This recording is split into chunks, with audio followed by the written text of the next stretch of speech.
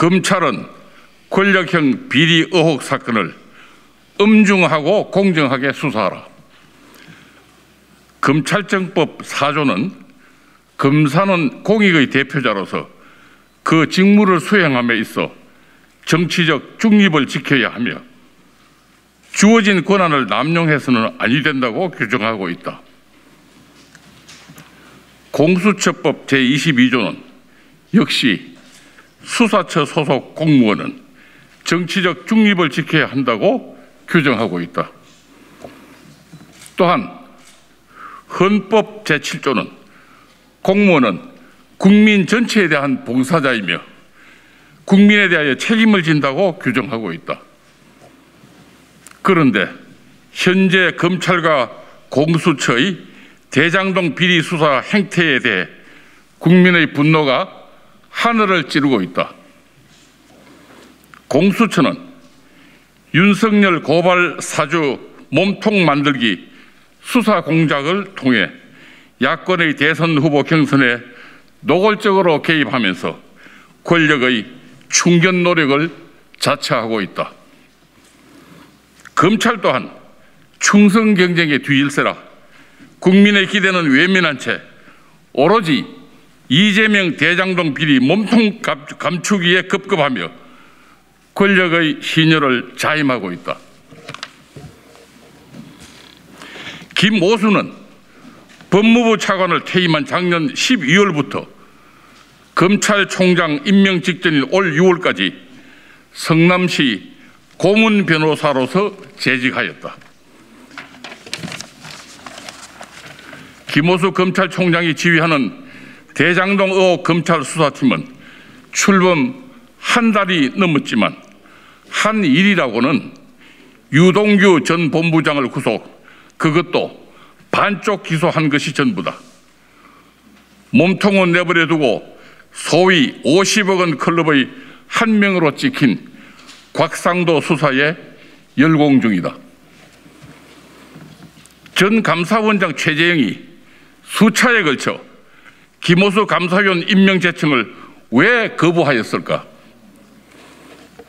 검찰은 현재 휘대의 권력형 비리 게이트 의혹을 받고 있는 대장동 특혜 개발 비리 사건을 노골적인 봐주기 수사로 일관함으로써 권력 비호에 급급한 무능 검찰이라는 오명을 자초하며 일선에서 성실하게 소임을 다하는 대다수 검사들의 명예마저 실추시키고 있다.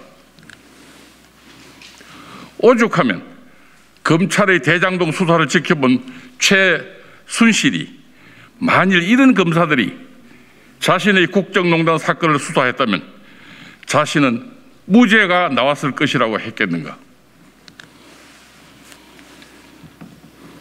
공정을 담보로 출범한 공수처도 한통속이다.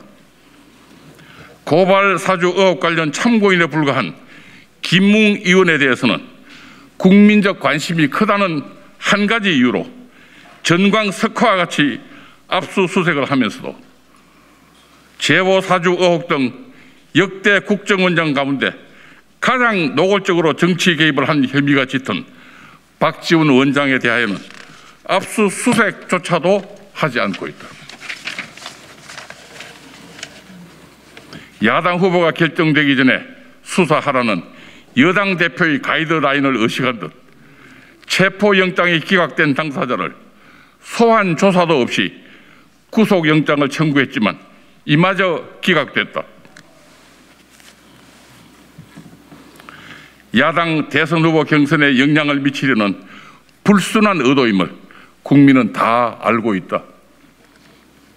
특히 국민의힘 2차 컷오프를 앞두고 조성은과 김웅 의원과의 통화 내용을 언론에 흘려 마치 윤석열 후보가 관여된 것처럼 여론을 호도하고 있는데 이는 명백한 정치 개입 행위로서 공수처의 존립 명분마저 잃게 하고 있다. 검찰은 현재 수사 실무자로부터 서울중앙지검장과 검찰총장까지 친정권 인사로 채워져 있다. 이미 기울어질 대로 기울어진 운동장에서 공정한 수사를 기대하기 어렵다는 국민들의 우려가 넘쳐난다. 대표적인 친정권 검사로 평가받고 있는 서울지검장은 국회 법사위 국감에서 수사 중인 사건에 대해서는 답변할 수 없다는 통상적인 답변 대신 그분은 정치인이 아니다라며 이재명 후보를 노골적으로 두둔했는데, 이는 검찰에 대한 국민적 불신을 부르는 걸 넘어 법 정의를 파괴하는 심각한 범죄 행위라고 우리는 본다. 비난 여론이 거세지자 급기야 문 대통령까지 철저하고 신속한 수사를 지시했지만 검찰이 택한 것은 신속한 부실 수사였다. 뇌물을 받은 당사자에 대한 소환 조사도 없이 긴 만배에 대한 구속영장을 청구하며 기각당하는 해프닝을 벌였다. 애초부터 의도적으로 기각당하기 위한 위장 기획 수사를 의심받을 소지가 다분하다. 윤석열 전 검찰총장이 26년 검사 생활에 이런 수사 방식은 처음 본다고 개탄하고 있다. 사법정의의 최후 보루로서 가장 높은 도덕성을 갖추어야 할 대법원의 일탈 행위는 도를 넘어섰다. 권순일 대법관이 이재명의 정치적 부활의 대가로 50억 원 클럽 회원권을 받았다는 의혹이 일고 있지만 사법기관은 수수방관이다. 민간인 수익 몰아주기의 걸림돌이었던 성남도시개발공사 사장을 몰아낸 후 일사천리로 진행된 공모지침서 작성 및 초과이익 환수조항 삭제 등은 소수 이해관계자에 의해 사전 치밀하게 짜여진 각본대로 진행된 전형적 권력형 비리다. 특히 성남도계공 정관 및 사업의 특성상 대장동 개발 사업은 당시 시장의 직간접적인 개입이나 묵인 없이는 불가능한 사업이다. 이재명 후보는 유동규를 전면에 내세워 법적 책임 회피와 이익 공유를 위한 저수지로 삼았다는 의혹이 제기되고 있는 상황에서 스스로 자신이 대장동 개발 설계자로서 단군 이래 최대 환수 사업을 벌였다고 자화자찬했다. 그러나 새로운 사실이 드러날 때마다 말을 계속 번복했다. 급기야 온 국민이 보는 국회 국정감사장에서 답변한 내용 때문에 배임 혐의의 공범으로 몰리게 될 처지가 되자 이익 환수 조항 배제 사실 자체를 몰랐다며 손바닥 뒤집듯이 말을 바꾸고 있다. 이런데도 검찰은 배임죄 공범 적용에 부담을 느껴 유동규 구속영장에 포함시켰던 배임 혐의를 공소장에서 고의로 누락시켜 이재명 후보에게 면죄부를 주겠다는 의도를 노골적으로 드러냈다. 수사 효율성을 높이기 위해 유사 사건을 한 곳에 모아 수사하는 것이 수사의 불변의 원칙임에도 불구하고 이재명 후보 변호사비 대납 사건을 서울지검에서 분리, 이 후보의 대학 후배가 검사장으로 있는 수원지검으로 보냈다. 이는 수사 역량이 비교적 떨어지고 언론의 관심도 상대적으로 적은 곳으로 사건을 보내 끝내려는 불순한 의도의 다름 아니다.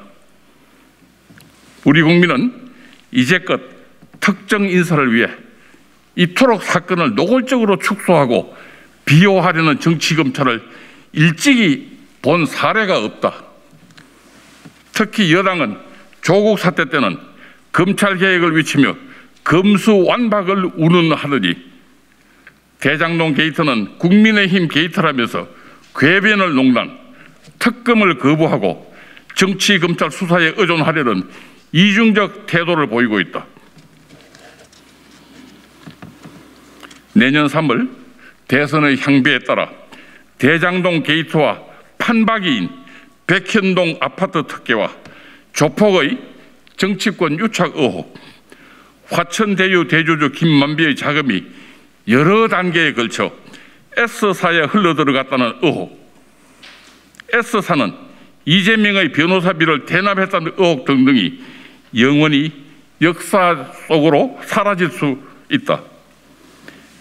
이에 우리는 제2의 윤석열 같은 검사들이 분연히 일어나 권력의 눈치를 보는 일 없이 그간 제기된 각종 사건에 대한 성역 없는 수사를 통해 국민의 봉사는 국민의 여망에 부응하려는 수사기관으로 다시 태어나기를 촉구한다. 일찍이 불이 부정한 대형 사건의 소상한 전말은 정권이 바뀐 뒤에 반드시 드러났다. 부실한 수사의 주체인 검찰 인사들이 정권이 바뀐 뒤에 엄정한 수사의 대상이 된 다수의 사례를 검찰은 반드시 기억하기 바란다. 김호수 검찰총장이 이끄는 대장동 의혹 사건 수사는 역대 검찰 수사의 흑역사로 길이 기록될 것이다. 그리고 그분들은 자유민주주의 발전과 창달을 위해 반드시 단죄되어야 할 것이다. 2021년 11월 1일 자유헌정포럼 상임대표 정영건, 공동대표 김용균, 변정일, 이규택, 이원창, 사무총장 송병대, 대변인 민경욱 등 회원 160인 일동. 감사합니다.